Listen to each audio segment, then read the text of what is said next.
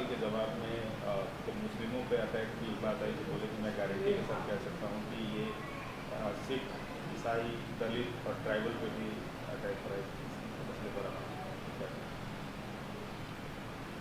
देखिए, उनका ये सवाल का जवाब जो है बिल्कुल ही गैर वाजिब है। अगर कोई ये कहे कि राहुल गांधी की जो सदस्यता चले गई वो ठीक नहीं है और दूसरों की जाती है तो अच्छा है, ये कैसे होगा? आपसे सवाल पूछा गया था भारत के मुसलमानों के बारे में, तो आपने कह दिया कि 1980 में यही हाल दलित और सिखों का भी हुआ था। तो 1980 में राहुल गांधी नहीं जानते कि यूपी में सरकार उनकी थी तो हाशिमपुरा हुआ, मलियाना हुआ। 1980 में उन्हीं की पार्टी की सरकार थी तो दिल्ली का मैसेकर हुआ। यूपी में उन्हीं की सरकार थी तो मुरादाबाद की ईदगाह में 400 से ज़ायद मुसलमानों को पुलिस फायरिंग में मार दिया गया। 1980 में उन्हीं की सरकार थी जब दिल्ली की सड़कों पर सिखों के खून से होली खेली गई थी। तो आपको ये बोलना चाहिए कि मुसलमानों पर अगर हो रहा है तो क्या हो रहा है। ये टाल मटोल का जवाब देना कि 1980 में ऐसा हुआ था। अब फिर राहुल गांधी को ये भी बोलना चाहिए था कि उनकी सरकार राजस्थान में है, जुनैद नसीर कैसे मारे गए और अब तक उनके कई कातिल एलिज एक्यूज नहीं पकड़े गए। ये क्या है? छत्तीसगढ़ में उन्हीं की सरकार है, वहाँ पर धर्म संसद होता है, छत्तीसगढ़ सरकार के स्पॉन्सर्ड, और वहाँ पर महात्मा गांधी को गाली दी जाती है। ये कौन सा जवाब है इनका? एक बार फिर प्रधानमंत्री नरेंद्र मोदी को क्रिटिसाइज किया है फॉरेन लैंड पे, विदेशी ज़मीन पे, और खासतौर पर बीजेपी इसको क्रिटिसाइज कर रही है कि विदेशी ज़मीन पे देश की इज्जत को रख नहीं पा रहे हैं राहुल गांधी, वहाँ जाकर प्रधानमंत्री को क्रिटिसाइज कर रहे हैं। अपने प्रधानमंत्री की आलोचना कर रहे हैं और वो भी काफ़ी सरकासिज्म वाले स्टाइल में कि नहीं ठीक, अब वो जाने, बीजेपी वाले जाने। मैं हर चीज़ पर मैं क्यों तबसरा करूं? हर चीज़ पर मैं क्यों तबसरा करूं? वो उनको देखना चाहिए। सर, आप एक सांसद हैं और एक लॉ मेकर भी हैं। हाँ, और फ्रीडम ऑफ एक्सप्रेशन भी है। कानून के फ्रीडम ऑफ एक्सप्रेशन भी तो है, फंडामेंटल राइट है। लगता है जैसे आप विदेशी धरती पे गए थे कीर्ति आजाद के साथ, आप एक डेलीगेशन में आपने अपने देखिए, एक बात सुनिए, जब हम पाकिस्तान गए थे, जब वहाँ पाकिस्तान में भारत के ऊपर, देश के ऊपर गलत और झूठे इल्ज़ामात लगाए दिए जा रहे थे तो हम उसको डिफेंड किए और करते रहेंगे। अब कोई उनकी शख्सी राय है, पर्सनल राय है, तो उस पर हम कैसा बोलेंगे? उनसे पूछिए, उनके पार्टी के जो स्पोक्स पर्सन है वो सही तरीके से जवाब दे पाएंगे। काफ़ी लंबे अरसे से सर पहले जंतर मंतर पर रेस्टलेस प्रोटेस्ट करते हैं, उसके बाद जिस दिन पार्लियामेंट का इनॉग्रेशन होना होता है उस दिन उनको हटा दिया जाता है। अभी भी उनको उनके ग्रीवेंसेस को, उनके जो कंप्लेंट्स है उसको सरकार की तरफ से एड्रेस नहीं किया जा रहा है। कई मंत्रियों से इस बाबत सवाल पूछा गया तो वो भागते नजर आए। इस पूरे जो आंदोलन है प्लेयर्स का, रेस्लर्स का, जो कई जगहों पर इंटरनेशनल इवेंट पर अपने मेडल्स लेके आए हैं, कंट्री का नाम ऊंचा किया है, इस पर आप इस पूरे इशू को कैसे देखते हैं? देखिए, इस पर तो दिल्ली पुलिस ने आज कह दिया कि उनके पास सफिशिएंट एविडेंस नहीं है बीजेपी के एमपी के बारे में कुछ कार्रवाई लेने के लिए। अब ये मसले में जिनको बोलना है वो उनको बोलना चाहिए, मगर मैं आपसे कह रहा हूँ कि जब CAA का प्रोटेस्ट हो रहा था, जब शाहीन बाग हो रहा था या चौतरफ हो रहा था, तो सब लोग बैठकर तमाशा देख रहे थे। जब किसानों का हो रहा था तो सब लोग बैठकर तमाशा देख रहे थे। अब देखिए अब आप क्या हो रहा है। अब तो ये जो रेस्लर्स का मामला है, ये तो अब दिल्ली पुलिस को बताना पड़ेगा और सरकार को बताना पड़ेगा। मैं क्या बोलूँ उसको? आपका कहना है कि उन लोग, कई सारे खिलाड़ियों ने, कई सारे सेलिब्रिटीज़ ने पुराने जो CAA का प्रोटेस्ट है, शाहीन बाग का प्रोटेस्ट है, उसको सपोर्ट नहीं किया, इसलिए आप नहीं, मैं ऐसा नहीं कह रहा हूँ। मैं ये कह रहा हूँ कि आपके सामने सब चीज़ें हुई हैं।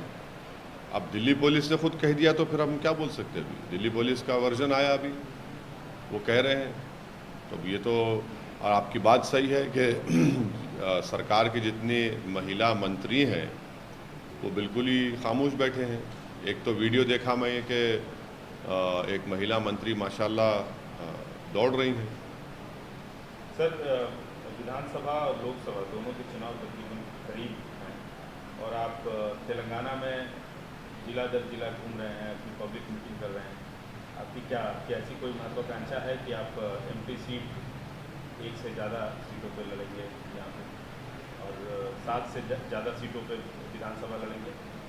इस बारे में मैं जो तेलंगाना के मुख्तलिफ मुकामात पर हमारी पार्टी के जो मीटिंग्स हो रही हैं, मैं जा रहा हूँ, हमारे पार्टी के ज़िम्मेदारों से बात कर रहा हूँ, उनसे मशवरा कर रहा हूँ, उस इलाके के, वहाँ के शहर के, ज़िले के जो ज़िम्मेदार लोग हैं उनसे मैं बात कर रहा हूँ और उनका जो मशवरा होगा, उनका जो एडवाइस होगा उसको मैं जहन में रखूँगा।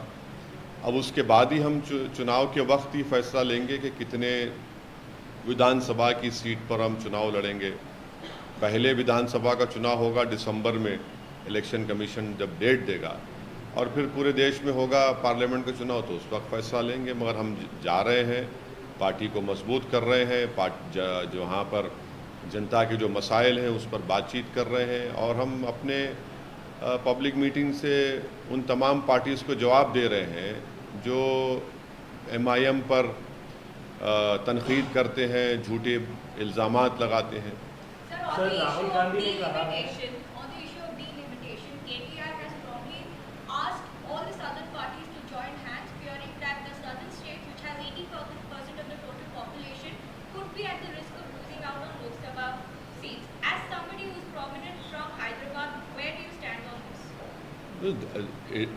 This concern has been voiced from last 5 years that you cannot penalize those states which have controlled the population, and if you are going to make a benchmark of delimitation on the basis of population, then of course it is a valid point that how can you penalize those states which have controlled the population, wherein the TFR rate has come down even below the national TFR rate. So there has to be, if we have to go forward, we'll have to find a way wherein those states do not lose their parliament seats just because they have controlled the population. In fact, when the Sangh Parivar and the BJP blames this huge population which we have, but what is their position now on this?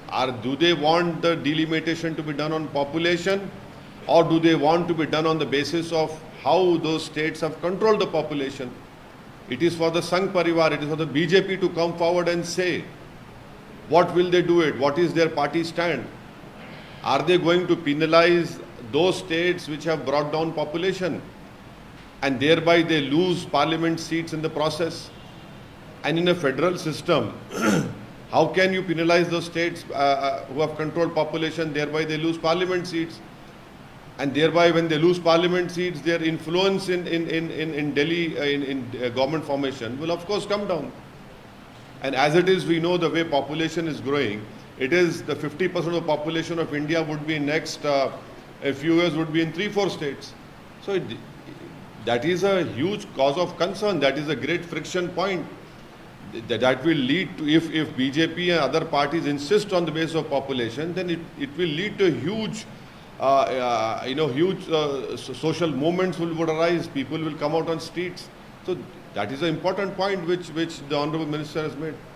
Sir, Rahul Gandhi ने कहा है कि जो नफरत के बाजार में मोहब्बत की दुकान खोलनी चाहिए, खोल रहे हैं और मुसलमान इसको खास करके बहुत ज़्यादा अच्छी तरीके से समझ रहे हैं कांग्रेस पार्टी के लोग। तो इस पर आप क्या कहेंगे? भाई उनको जाकर अशोक गहलोत को सिखाना चाहिए। जब जुनैद नसीर की हत्या हो गई तो 15 दिन लगे उनके कांग्रेस के मुख्यमंत्री को पीड़ित परिवार से जाकर मिलने के लिए, और उनको एक्सग्रेशिया मिलता है 15 लाख, दूसरों को मिलता है 50 लाख। उनको जाके बताइए, आप उनसे पूछिए। छत्तीसगढ़ में आपकी सरकार ने एक धर्म संसद स्पॉन्सर किया जिसमें महात्मा गांधी को गाली दी गई, वहाँ बताइए आप। यूएपीए का कानून आपने अमित शाह के साथ मिलकर जुलाई 2019 में आपने बनवाया, सपोर्ट किया कांग्रेस ने और बीजेपी ने, जिसकी वजह से आज सबसे ज़्यादा जेलों में कौन है? मुसलमान, दलित और जो गवर्नमेंट के डिसेंटर्स हैं, उस यूएपीए के कानून में है। आपका तो कोई आदमी नहीं है यूएपीए कानून में। जब आपने क्यों सपोर्ट की लोकसभा में? बताना चाहिए उनको। बाबरी मस्जिद का जजमेंट आया, आप लोग वेलकम करते हो उसको। आज मध्य प्रदेश में आप ही का मुख्यमंत्री कह रहा है कि हिंदू रिलीजियस फेस्टिवल्स को हम करवाएंगे पार्टी के प्लेटफॉर्म से। तो ये मोहब्बत की दुकान है ये। मध्य प्रदेश में आप ही का कमलनाथ कह रहा है कि हम रिलीजियस हिंदू फेस्टिवल्स करवाएंगे। तो फिर ये आपका सेकुलरिज्म, मैं शुरू से कह रहा हूं कि पॉलिटिकल सेकुलरिज्म के जरिए से भारत के मुसलमानों को बर्बाद किया गया। पॉलिटिकल सेकुलरिज्म की वजह से भारत के मुसलमानों का पॉलिटिकल एम्पावरमेंट नहीं हुआ। पॉलिटिकल सेकुलरिज्म को इस्तेमाल करते हुए मुसलमानों का रिप्रेजेंटेशन असेंबली पार्लियामेंट में ख़त्म करके रख दिया गया। मैं पॉलिटिकल सेकुलरिज्म के खिलाफ था और रहूँगा।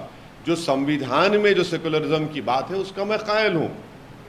अब आप बोलेंगे ना सेकुलरिज्म बाद में डाला गया, तो भाई liberty, equality, fraternity, justice, right to equality क्या है ये भी तो सेकुलरिज्म का एक बहुत बड़ा हिस्सा है।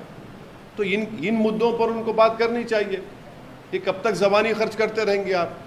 तो कैश बेस्ड सेंसस की बात की है सर उन्होंने, और बीजेपी इसके खिलाफ है, ये बता रहे सर। अरे आप कर दीजिए, राजस्थान में क्यों नहीं किया आपने? राजस्थान में करिए, आप छत्तीसगढ़ में करवा दीजिए, आपकी सरकार है वहाँ पर करवा दीजिए आप कास्ट बेस्ड सेंसस। कौन रोक रहा था? इतने साल से क्यों नहीं करवाया आप? आपकी सरकार थी यूपीए में, आपने शुरू किया था, उस वक्त लेके आना था जनता के सामने आप। अरे भाई, जब आप सरकार में थे आपने नहीं किया। आपने सरकार में थे, गुजरात के लोगों का आपने साथ नहीं दिया।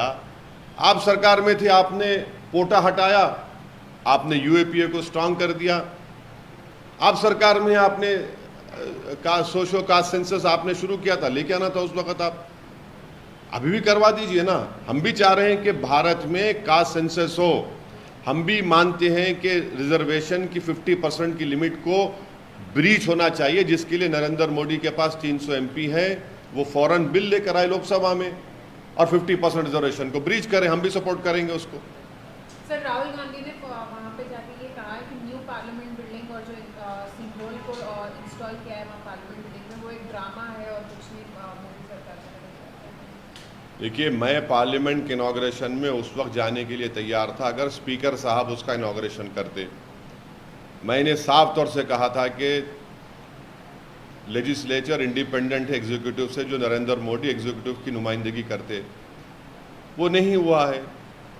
हमको इस बात का और भी एतराज़ है कि प्रधानमंत्री जब लोकसभा के अंदर गए, लोकसभा फ्लोर में गए, तो वो सिर्फ एक धर्म के बड़े लोगों को लेकर गए। वो मुसलमान के धर्म के लोगों को लेकर जाना था, सिखों के धर्म के लोगों को लेकर जाना था, ईसाइयों को लेकर जाना था, बौद्ध मजहब के लोगों को लेकर साथ जाना था। वो एक कोई लेकर चले गए। जब आप फ्लोर ऑफ द पार्लियामेंट में जा रहे थे तो आप सबको साथ लेके जाना चाहिए था ना। आप तो देश के 130 करोड़ जनता के प्रधानमंत्री हैं। आप सिर्फ एक हिंदुओं के नहीं हैं, आप मुसलमानों के भी हैं, दलितों के भी हैं, आदिवासियों के लिए भी हैं, जो सरना कोर्ट का डिमांड करते हैं, सबके हैं, जो नहीं मानते उनके भी हैं। मगर प्रधानमंत्री ने तो एक तरफा कार्रवाई की। सर, समाजवादी पार्टी 2 दिन का कैंप लगाने वाली 5 और 6 को। कहा जा रहा है कि 2024 के चुनाव पर उनकी नज़र है। खास बात यह है कि उनका एजेंडा सॉफ्ट हिंदुत्व है। उनको लगता है बीजेपी को काउंटर करने के लिए सॉफ्ट हिंदुत्व का एजेंडा अपनाना चाहिए। पूजा और हवन, ये उनके 2 टूल्स होंगे अपकमिंग इलेक्शंस में। इस सॉफ्ट हिंदुत्व के बारे में आपने कांग्रेस के बारे में भी कहा था कि वो सॉफ्ट हिंदुत्व अपनाती है। समाजवादी पार्टी के बारे में क्या कहेंगे आप? तो क्या कहना है? ये तो देखिए, सबसे बड़ी लड़ाई ये हो रही है कि सबसे बड़ा हिंदू कौन है। मैं मोदी से बड़ा हिंदू हूँ, मैं मोदी से बड़ा हिंदू बनूंगा, ये लड़ाई यही हो रही है। तो फिर वो जो पॉलिटिकल सेकुलरिज्म की फिर से बात आ जाती है। ये पॉलिटिकल सेकुलरिज्म तो इसीलिए इस्तेमाल होता है धोखा देने के लिए उन तमाम लोगों को जो उस भारत के डाइवर्सिटी को मानते हैं। ये आपका सेकुलरिज्म है कि आप समाजवादी करें कि हम पूजा पाठ करवाएंगे, तो ये सेकुलरिज्म है आपका। क्यों सेकुलरिज्म का नाम लेकर आप मुसलमानों से वोट की भीख मांगते हैं और क्यों धोखा देते मुसलमानों को आप? क्यों सेकुलरिज्म का झूठा नाम लेकर आप उन हमारे हिंदू भाइयों को जो आज भी इस देश की खूबसूरती को मानते हैं, आप उनको धोखा देते हैं। और ऐसे मुकाबला करेंगे बीजेपी से आप नहीं मुकाबला करेंगे इस तरह से बीजेपी से। बीजेपी का उल्टा फायदा कर रहे हैं आप इस तरह करके। क्यों कर रहे हैं आप? अरे भाई, आप में बीजेपी में फर्क क्या, बताइए ना। नहीं दिखाएंगे, मगर आपको दिखाना है कि मोदी से बड़े हिंदू हम हैं, और इसीलिए हम ये सब चीजें करते रहेंगे। सर, एनसीईआरटी बुक से कवि इकबाल को हटाया जा रहा है सर, और साथ में खालिस्तान का रेफरेंस भी एनसीईआरटी बुक से हटाया जा रहा है। देखिए, इकबाल को हटाना ये सरासर इंटेलेक्चुअल डिसऑनेस्टी है। सारे जहां से अच्छा जो तराना लिखा वो आप क्यों निकाल रहे हैं उसको? भाई, लोगों को पढ़ने दीजिए। कोई इकबाल को पसंद नहीं करेगा, बहुत अच्छा, तो पढ़ने से पसंद नहीं करेगा ना। और फिर आप हद तो ये कर दिए कि पहले गोडसे का क्या है, सावरकर और गोडसे का सब्जेक्ट पढ़ाएंगे, बाद में गांधी का पढ़ाएंगे आप। मौलाना अबुल कलाम आज़ाद जो इस देश का सबसे पहला एजुकेशन मिनिस्टर है, उनको निकाल दिया, उनके बारे में आप क्यों निकाल रहे हैं? ये पूरे रेफरेंसेस क्यों निकाल रही है बीजेपी? एक ही मकसद है कि हिस्ट्री को तोड़ मोड़ के पेश कर दिया जाए, जिसका जिक्र सावरकर ने बरसों पहले किया था कि हिस्ट्री को अपने तरीके से लिखना, वो काम बीजेपी आज कर रही है। ये सारे मुद्दे आगामी जो पार्लियामेंट सेशन है सर, ये सारे मुद्दे उठेंगे फ्लोर पे, या पिछले सेशन की तरह इस बार भी कोई काम नहीं होगा, सिर्फ जो विपक्ष है और पार्टियां हैं वो सिर्फ धरना प्रदर्शन में रह जाएंगे और कोई सवाल जवाब या कोई ठोस जो सेशन होता है वो नहीं हो पाएगा? हम तो हमेशा से, हमारा डिमांड ये रहा, हमारी ख्वाहिश ये रही कि पार्लियामेंट चले, और पार्लियामेंट चलाने के लिए सरकार की भी बहुत बड़ी जिम्मेदारी होती है, अपोजिशन की भी होती है। हमको सरकार पार्लियामेंट चले, पार्लियामेंट चलेगा तो तभी हम सरकार पर एक्सपोज कर पाएंगे ना। अरविंद केजरीवाल जो मुद्दा है उनका ऑर्डिनेंस का, दिल्ली के ऑर्डिनेंस का, उस पर अलग अलग पॉलिटिकल पार्टी से मिल रहे हैं, बीआरएस चीफ से मिले हैं, लेफ्ट के नेताओं से मिले हैं, एनसीपी के नेताओं से मिले हैं, जेएमएम के नेताओं से मिले हैं। इस पूरे जो पूरा ऑर्डिनेंस का इश्यू है, उसको बीआरएस चीफ और तेलंगाना के मुख्यमंत्री ने बोला कि थ्रेट है डेमोक्रेटिक सेटअप के लिए और फेडरलिज्म के लिए। आप इस मुद्दे को कैसे देखें? केजरीवाल क्यों सपोर्ट किए नरेंद्र मोदी को 370 निकालते वक्त? केजरीवाल को नजर नहीं आया कि एक स्टेट को तोड़ के 3 यूनियन टेरिटरी बनाए गए तो उनके कान खड़े होने चाहिए थे? जब उनको ख्याल नहीं आया, जब वो दिखाना चाह रहे थे कि सबसे बड़ा हिंदू मैं हूं, मोदी से बड़ा हिंदू केजरीवाल है, उन्होंने कोशिश की। 370 निकालते वक्त उनको समझ में नहीं आई बात। ये 370 निकालते वक्त आपने सपोर्ट किया बीजेपी को। अब देखिए ना, अब क्या नतीजा निकला। सुप्रीम कोर्ट में वो केस जीतने के बावजूद भी सरकार ने ऑर्डिनेंस जारी कर दिया। अब आप ऑर्डिनेंस, अब सुप्रीम कोर्ट में केस आएगा तो सरकार बोलेगी हम बिल ला रहे हैं पार्लियामेंट में, बिल आएगा, उसके बाद फिर आप लड़ते रहिए सुप्रीम कोर्ट में। अरे आप सपोर्ट किए ना बीजेपी को, जब आपको ख्याल नहीं आया 370 का सपोर्ट क्यों किया केजरीवाल ने? एक स्टेट को तोड़ के 3 यूटीज बना दी गई, यूनियन टेरिटरी बना दिया गया, मरो सपोर्ट किए। जितने पार्टियां सपोर्ट किए 370 में, आज क्यों ये बात कर, जब उनको ख्याल नहीं आया था जब 370 के वक्त कि वो कॉन्स्टिट्यूशनल ब्रीच है? यही तो आपकी पॉलिसीज में कंसिस्टेंसी नहीं है, इसीलिए तो बीजेपी को फायदा होता है आपकी इनकंसिस्टेंसी की वजह से। पॉलिटिकल कंसिस्टेंसी होनी चाहिए आप में है ही नहीं। तो क्या आप सपोर्ट करेंगे अरविंद केजरीवाल को ऑर्डिनेंस? नहीं, मैं केजरीवाल को कभी सपोर्ट नहीं कर सकता, क्योंकि मुझे मालूम केजरीवाल एक सॉफ्ट हिंदुत्व नहीं बल्कि रियल हिंदुत्व पर चलने वाला आदमी है वो।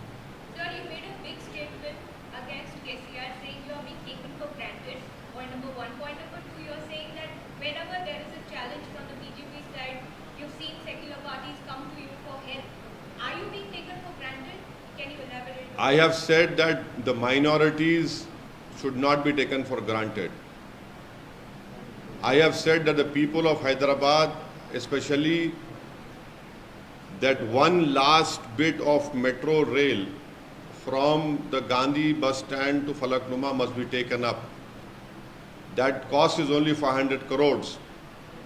Whereas the present TRS government has called for tenders of a metro line from Mindspace High Tech to the Shamshabad airport of 31 kilometers, at the cost of 585 crores. If 585 crores is the tender for 31 kilometer metro line, my request to the TRS government is, please do this last bit of Gandhi bus depot to Falaknuma, which is only 5-6 kilometers. That is very important. I have also said that if a Brahman Sadan is being constructed, very good. What about the Muslim center, which land was given at the same place? It has not yet been constructed. This is what we are saying. Thirdly, I said that if Dalits are being given 10 lakh rupees per household under Dalit Bandhu scheme, on 21st September, we have conducted a seminar in Hyderabad, wherein we have proven that in Telangana, there are at least 5% Muslims who are living below poverty line. And within that 5%, please at least give 1% of Muslims who are BPL families the same scheme on the lines of Dalit Bandhu which you are giving. And fourthly, I have exposed Mr. Amit Shah by saying that he comes to Hyderabad and he says that the TRS wheel is in my hands. The TRS government has spent 2,200 crores on new temples. I have given a list of places where the TRS government has given 50 crores, 100 crores for construction of temples. Recently, Honorable Chief Minister announced 48 crores for the construction of Hare Rama, Hare Krishna. We are not against it. Why is it that the BJP is not talking about this issue? Why is it that Amit Shah is not talking about this issue? Secondly, Mr. Amit Shah wants to remove 4% reservation.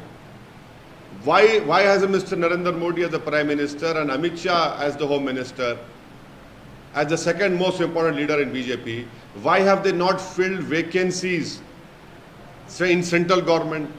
Thousands of vacancies are lying vacant in joint secretaries, in deputy secretaries, in Group A, in various ministries, various universities. There are only 3 OBC professors.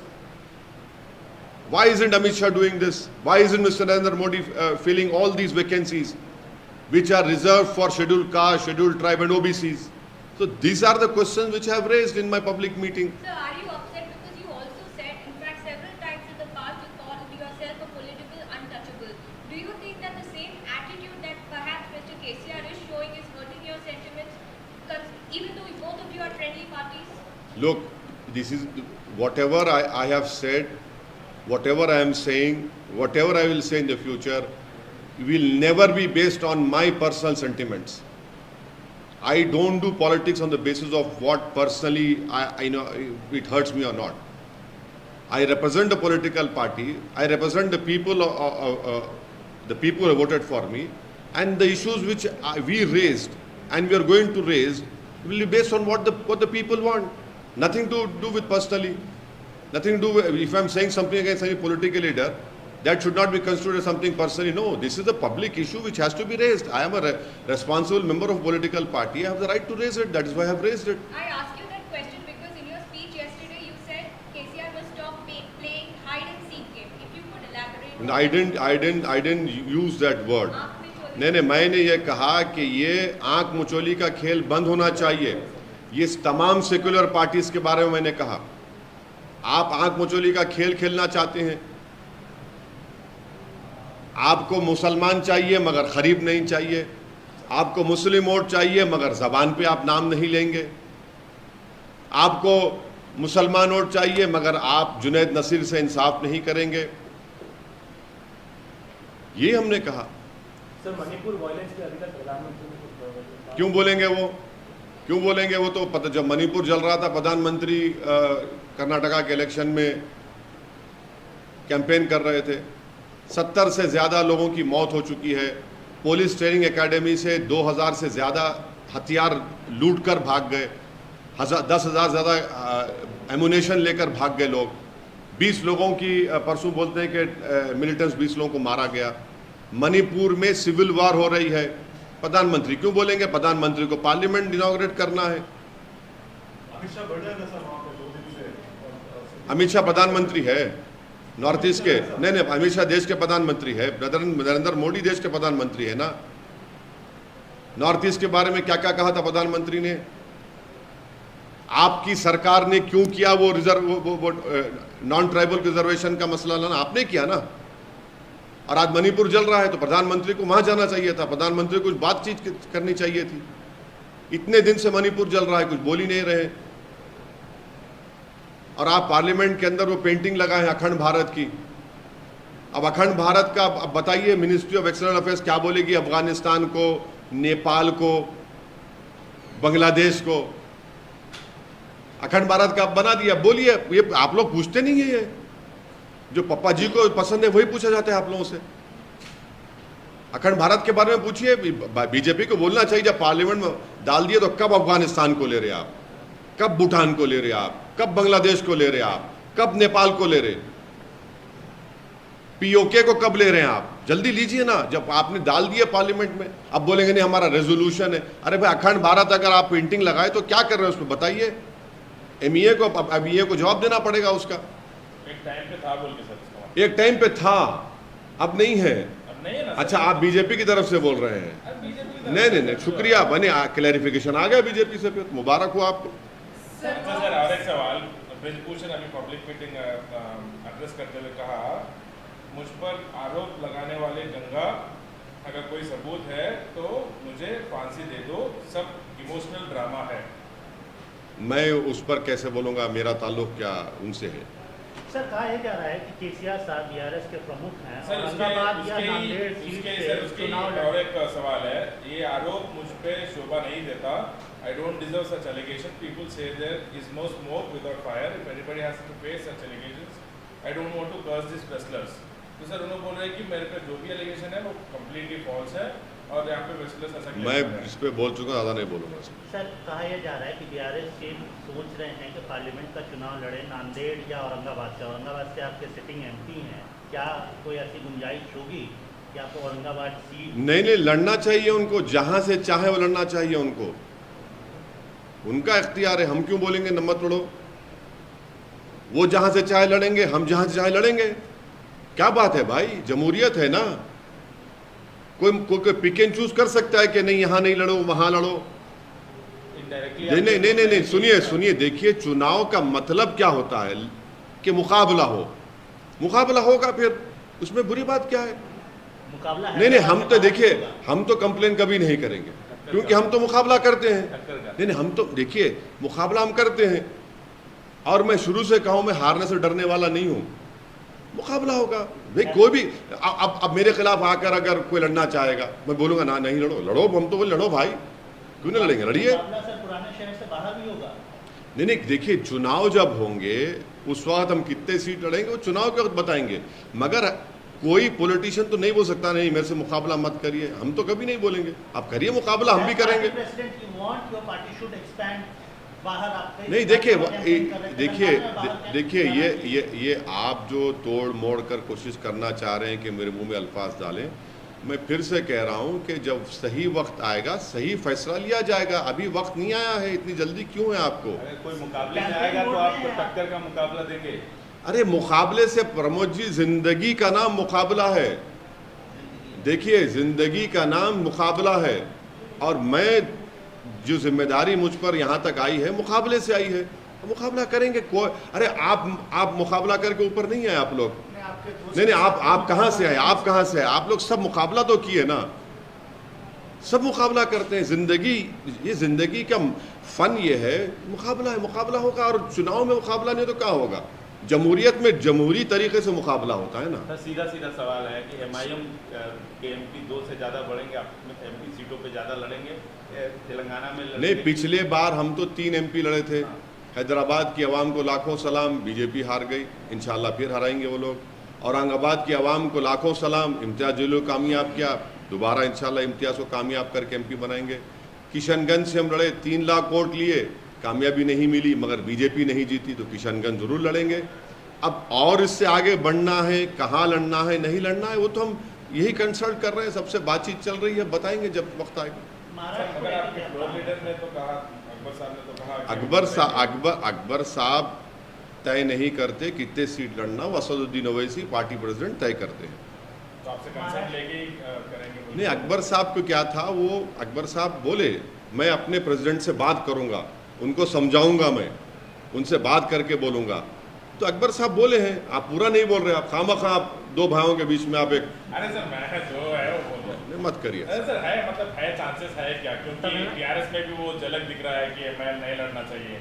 Tamil Nadu BJP के अध्यक्ष हैं sir, farmer IPS हैं, उन्होंने interesting comment किया एक interview के दौरान। उन्होंने बोला कि जो आईपीएल में सीएसके जीती है, बीजेपी कार्यकर्ता जडेजा हैं जिनकी वाइफ बीजेपी की विधायक हैं, उनकी वजह से जीती है। वाह, मज़ा आ गया, बहुत खूब, माने बहुत खूब। अब तो इसका मतलब ये है कि अब वर्ल्ड टेस्ट चैंपियनशिप हो रहा है तो पूरे बीजेपी के लोग बैठ जाएं, इंडिया जीत जाएगी, किस्सा ख़त्म हो गया। टेस्ट चैंपियनशिप ज़रूरत ही नहीं है विराट कोहली की, हमको ना विराट कोहली की ज़रूरत है, ना सिराज के इन स्विंगर की ज़रूरत है, ना शमी की सीम बॉलिंग की ज़रूरत है, इनको बिठा दीजिए। वाह, माने ये नहीं मालूम था कि ऐसा केमिस्ट्री भी होती है क्रिकेट में। क्या बात है, जो ज़िंदगी अपनी लगा दी है उस खेल में, कितनी मेहनत करते सब लोग दिन रात, और वो बोलते हैं कि वहाँ पहुँच गए तो जीत गए। अरे चमचागिरी करना है तो इतना तो मत गिरो। आप भी क्रिकेट खेलते रहे हैं। नहीं, हम भाई साहब देखिए, खेल स्पोर्ट्स को स्पोर्ट्समैन स्पिरिट में लेना चाहिए। कोई जीतेगा कोई हारेगा, उसको भी आप पॉलिटिकल कलर दे रहे हैं, तो फिर अब ये तो हिमाकत है। अरे भाई स्पोर्ट्स है, आप उनकी कदर करिए। वो बहुत मेहनत करते हैं वो लोग, और मेहनत करके आते हैं।